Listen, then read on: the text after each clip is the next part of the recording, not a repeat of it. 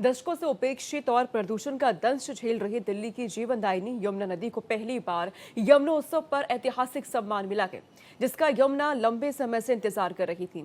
दिल्ली में यमुनोत्सव के दूसरे दिन वासुदेव घाट पर बुंदेलखंड से आई जल सहेलियों ने जल बैंड बजा करके जल संरक्षण का संदेश दिया। हमारे संवाददाता रमेश सिंह ने जल सहेलियों से बातचीत की है, उनके संदेश को भी जाना है।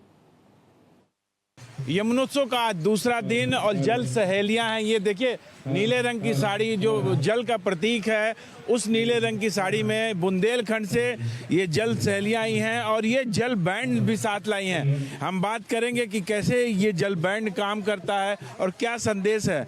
क्या आप लोग क्या संदेश देना चाहती हैं समाज को?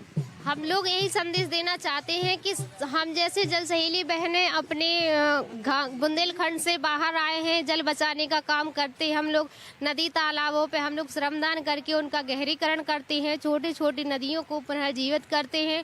बोरी बांधन के माध्यम से हम लोग जल को सहेज के रखते हैं। देखिए, कितनी बड़ी बात है कि बुंदेलखंड में जल एक बड़ी समस्या है और लगातार वहाँ सूखा पड़ता है और वहाँ की जो महिलाएं हैं वो जल सहेलियां बनी हैं, जल को बचाने की बात करती हैं।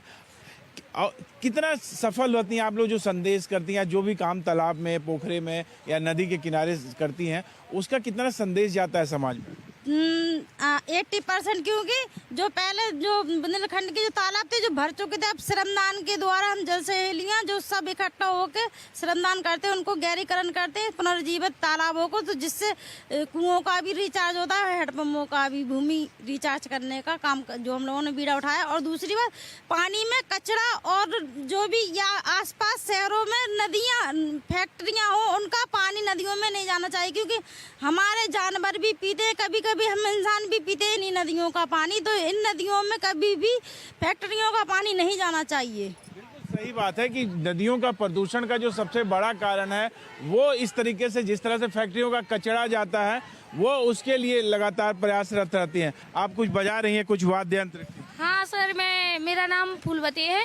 मैं 2019 से इस परमा समाज सेवी संस्था में जुड़ी हूँ।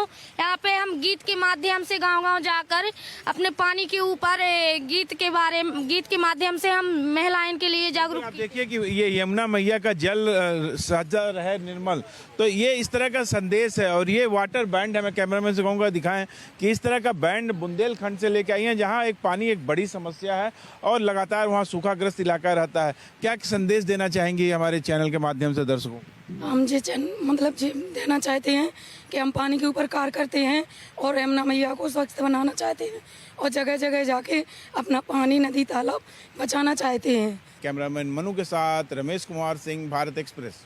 तस्वीरें आप देख रहे हैं यमुनोत्सव का, क्योंकि कार्यक्रम चल रखा है, ऐसे में 2 दिवसीय ये कार्यक्रम यमुना को ऐतिहासिक सम्मान दिया गया है। बुंदेलखंड से जल सहेलियां पहुंची यहाँ पर। यमुना को कैसे और ज्यादा स्वच्छ किया जाए, इसे लेकर के यह अभियान इनकी ओर से चलाया जा रहा है। इस उत्सव का उद्देश्य है यमुना को सम्मान दिलाना। साफ सफाई जिस तरीके से यमुना में अब हो रही है और ज़्यादा हो, इसे लेकर के जागरूकता फैलाने की कोशिश जल सहेलियों की ओर से की जा रही है।